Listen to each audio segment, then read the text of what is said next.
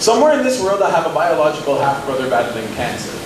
Well, actually all I can say with any surety is that somewhere in this world 6.5 years ago I had an 8-year-old biological half-brother battling cancer. We only met once for half an hour and now I can't remember his name. Some like to claim that blood's thicker than water, but I was adopted at 6 weeks old and growing up every winter, our water froze. I never chose my family, but they chose me. And although I ain't the type of guy who buys into that everything happens for a reason theory, I've closely examined the circumstances. And in a world where fair weather carrying semi-revolutionary North American adults can watch the newest Michael Moore documentary on their iPhone coming home from work, but 8-year-old boys still have to battle cancer, I think the chances are practically transparent that I could have ended up anywhere else. The beautiful woman I will forever call my mother tells me that by the age of 27 it became evident she was buried, and that her and her husband Clarence Nice took legal custody of me from a troubled single mother of 2 they both knew from high school named Marlene Jackson. Now the particular Miss Jackson was down with all kinds of street action, so aside from never knowing his dad, Zach was born with the Jones of the smack and some mad ADHD, which explains why I talk so fast and why I ain't trying to boast, but I've been addicted to everything from crack to French toast. But the roller coaster ride just whoa.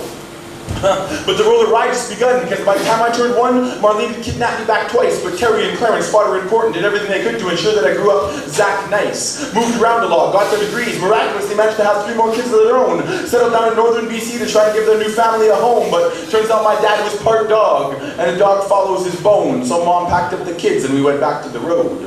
I was 11 years old, my siblings were 4, 6, and 8. I know I'm the only one who realized exactly how much weight that U-Haul truck carried from Terrace to Tabor. My mother drove the load alone, not to prove that she don't need no man to save her. She did it because she had to. She did it because she had 2 daughters barely out of diapers. She did it because she had 2 sons who were too hyper. She did it because she had self-respect. God only knows that over the next few decades, Terry's life was anything but a breeze, but now nearly 2 decades later, Terry can breathe with ease knowing that she's raised 4 kids who firmly believe that she's the greatest woman in the world.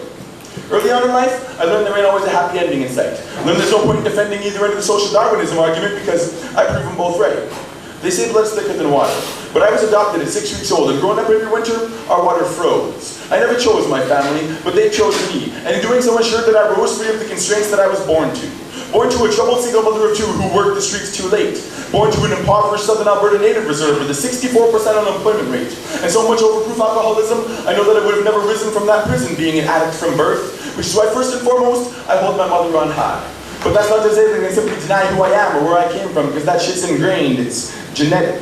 I'm still the same son that Marlene labored over one September 9th. I'm still the older and younger brother of her other attempts at a family. I'm still the unknown son of some man she fucked for money back in the 70s. So yeah, sometimes life can be a little hellish, but I know that I got heaven's keys wrapped up in these words that I spit, and life ain't never worth giving up on, no matter how much shit we gotta shovel to get to wherever we meet our end. Which is why, although I don't know if I'll ever meet him again, I hope that somewhere in this world I still have a biological half-brother battling cancer.